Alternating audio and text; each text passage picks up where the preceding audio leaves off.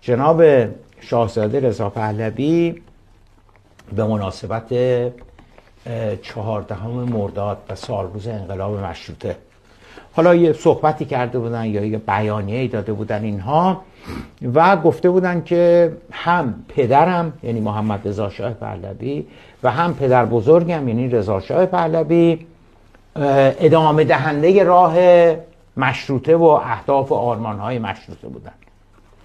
میگم این داستان مال 2-3 سال پیشه.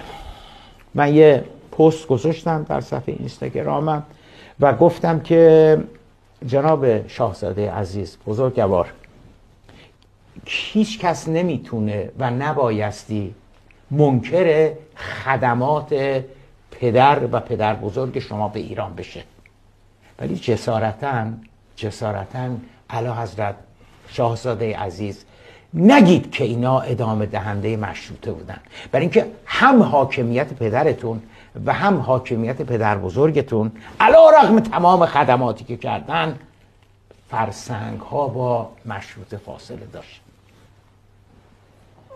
کدوم انتخابات آزاد در زمان پدر و پدر بزرگتون بود؟ کدوم مطبوعات، کدوم احزاب، کدوم تشکل؟ کی جرأت داشت بگه که محمد رضا شاه پهلوی اینجا اشتباه کرده، اونجا خطا کرده، این کار اینجوری بوده، اون کار اونجوری بوده؟